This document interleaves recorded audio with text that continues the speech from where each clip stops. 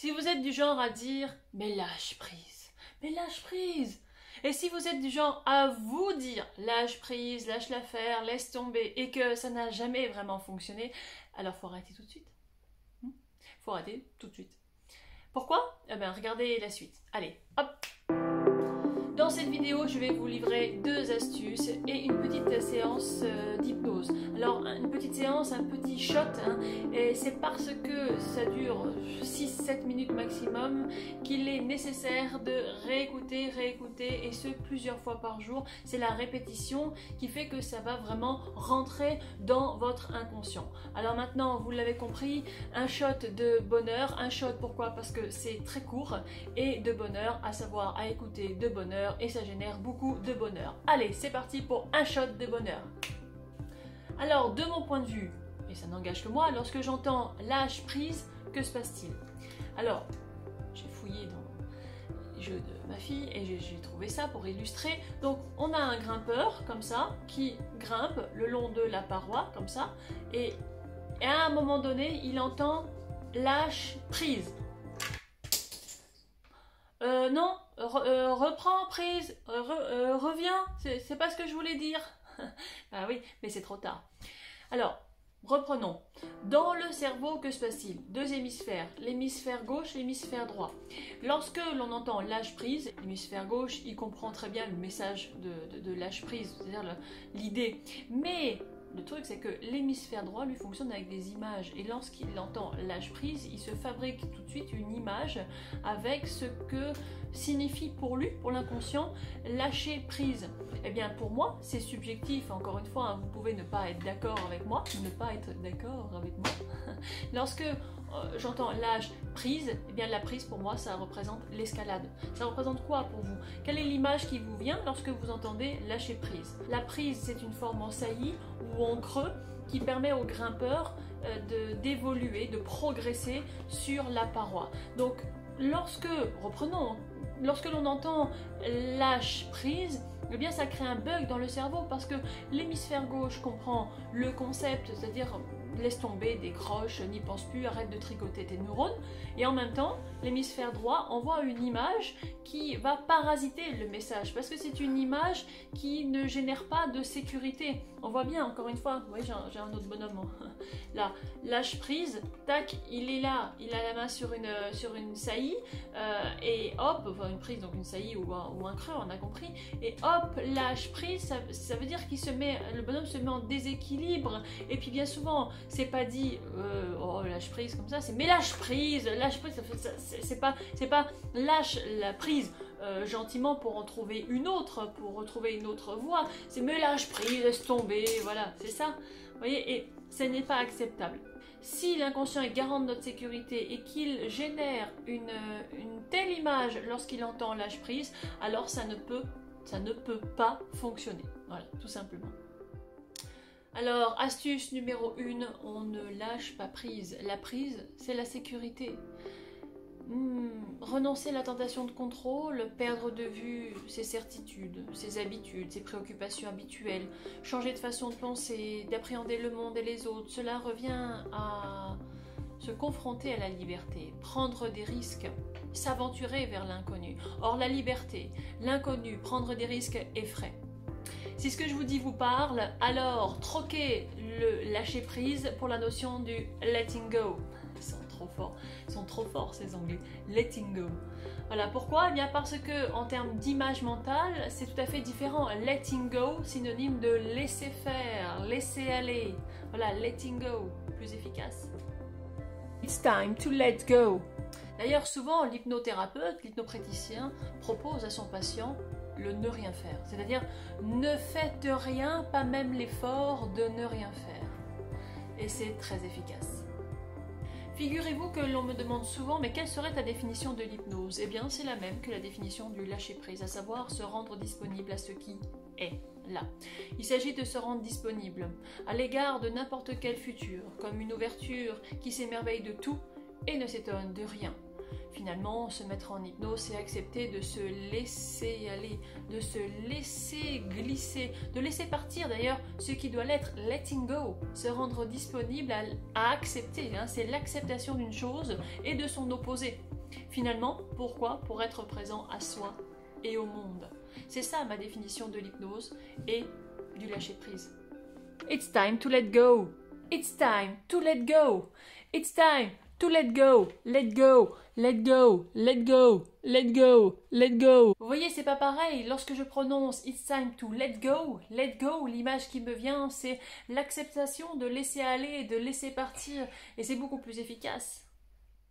Astuce numéro 2 nous vient de l'un des présupposés de la PNL.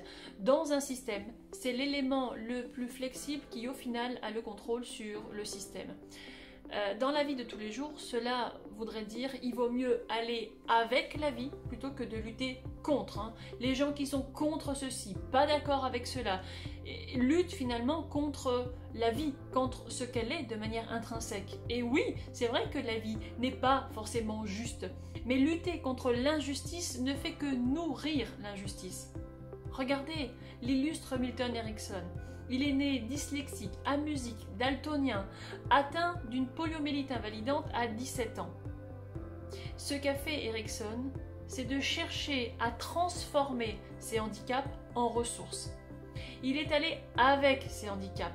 Voilà. Il a cherché à épouser les contours de ses handicaps, danser avec ses handicaps pour les transformer, pour les sublimer. Eh bien, c'est ce que je vous propose. C'est ça l'astuce numéro 2. C'est mettre en lumière ce que vous pensez être, ce que vous considérez comme handicap, les transformer en ressources, c'est-à-dire en faire quelque chose.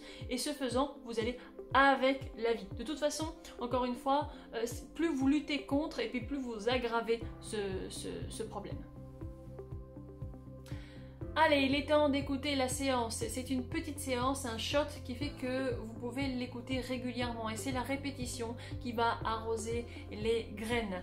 Alors, parfois, certaines personnes me disent « Mais je ne comprends pas tout de ton discours, c'est un peu alambiqué, etc. » Bon, eh bien, c'est tout à fait normal. Pourquoi? Parce que l'hypnose n'a pas à être agréable à écouter. C'est un discours très particulier qui parle d'une certaine manière au conscient et différemment à l'inconscient.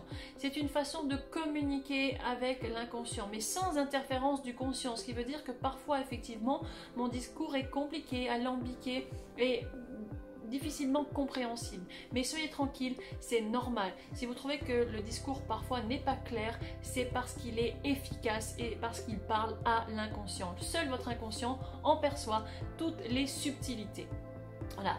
Alors, si vous aimez ce type de petites vidéos, là, mes petits shots de bonheur, alors pensez à liker, partager, commenter. J'ai beaucoup de commentaires et ça me fait vraiment très plaisir. D'ailleurs, ce shot de bonheur à écouter, donc de bonheur et qui génère beaucoup de bonheur, est fait pour une personne en particulier qui m'a suggéré sous vidéo de travailler sur le lâcher prise. Voilà, donc c'est une spéciale dédicace à cette personne. Merci pour m'avoir inspiré. Encore une fois, likez, commentez, partagez, abonnez-vous à cette chaîne. Plus j'ai d'abonnés, plus je suis heureuse et plus je vous propose des shots de bonheur.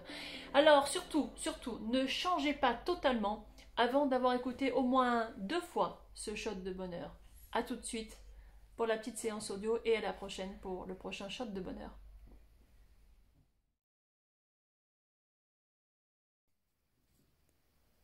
Tout cela me fait penser à il y a longtemps, lorsque j'étais sur les bancs de l'école. Je n'étais encore qu'une jeune femme, à peine sortie de l'adolescence. Cette époque où l'on apprend l'importance des fables, probablement parce qu'elles enseignent les fondamentaux. Comment être heureux, mais à mi-mot, lorsque le conscient entend des phrases alambiquées, bien trop occupé à mettre du sens, l'inconscient lui comprend. La substantifique moelle de la fable, ce que l'on appelle souvent la morale. Je me souviens d'une fable. Il s'agissait d'un dialogue entre 2 végétaux pour savoir lequel des 2 est le plus armé pour lutter contre le vent. Il s'agissait d'orgueil, d'humilité. Je me souviens l'avoir apprise par cœur. Et ça faisait quelque chose comme... Un jour, le chêne... Non, c'était pas ça. Ça faisait peut-être le chêne un jour dit... Oui, c'est ça. Le chêne un jour dit au roseau: vous avez bien sujet d'accuser la nature. Un roitelet pour vous est un pesant fardeau. Le moindre vent qui, d'aventure, fait rider la face de l'eau, vous oblige à baisser la tête. Cependant que mon front au Caucase pareil, non content d'arrêter les rayons du soleil, brave l'effort de la tempête. Tout vous est aquilon, tout me semble zéphyr.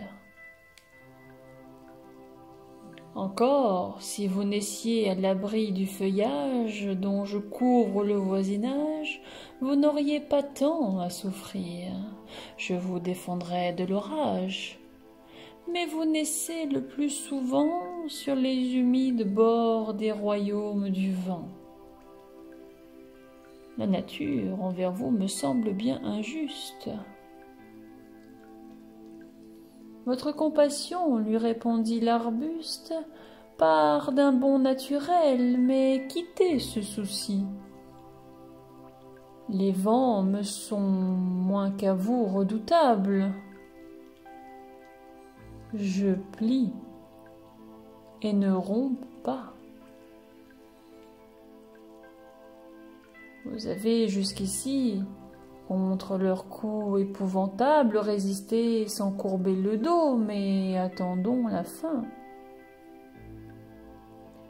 Comme il disait ces mots, du bout de l'horizon accourt avec furie le plus terrible des enfants que le nord eût porté jusque-là dans ses flancs. L'arbre tient bon, le roseau plie, le vent redouble ses efforts et fait si bien qu'il déracine celui de qui la tête au ciel était voisine et dont les pieds touchaient à l'empire des morts. Il a fallu attendre que je m'intéresse à la mythologie grecque pour comprendre que les Champs-Élysées est l'endroit où les héros et les gens vertueux goûtent le repos après leur vie. C'est étrange, n'est-ce pas? Et ce qui est encore plus étrange, c'est là où ça m'amène. Ça m'amène encore ailleurs. Ça me fait penser à cette histoire que j'ai entendue il y a longtemps aussi. Ça parlait d'un chapeau. Un chapeau qui changeait de tête à chaque coup de vent. Il lui suffisait d'un coup de zèle, d'un vol d'oiseau pour changer de tête. Ce couvre-chef venait d'une boutique qui s'appelait Colchic. À peine acheté, le chapeau s'était envolé pour tomber un peu plus loin sur la tête d'un gredin. Alors, souillé, le chapeau cherchait plus fière allure, profitant d'une bourrasque pour partir en balade, probablement en quête d'une tête bien faite. C'est tout d'abord sur les cheveux bouclés de ce petit garçon qu'il s'est posé. Si fier, il s'en est allé le montrer à la belle Suzette. Mais comme la tête était un peu trop petite, il est parti. C'est un peu plus tard. Une petite fille s'est aperçue que le chapeau était usé. C'est un pauvre chapeau malade, malproprement posé sur un épouvantail. Elle décida alors de s'en emparer pour l'amener chez son ami cantonnier. Une fois rafistolé, poussé par le vent, entraîné par la masse d'air qui l'entourait comme un bouchon qui flotte sur une rivière, qui se voit emmené par le flot vers l'inconnu, il est parti. Ce chapeau savait très bien d'où il venait, mais n'avait aucune idée d'où il allait. Et je me suis toujours demandé comment pouvait-il accepter d'être poussé par les vents de l'atmosphère dans des directions qui échappaient totalement à sa volonté. La vie était pour lui un extraordinaire terrain de découverte, un champ expérimental dans lequel il apprenait à développer de nouvelles ressources, à inventer de nouvelles solutions pour atteindre l'état de réussite, état de bonheur auquel nous aspirons finalement tous. Enfin, je crois.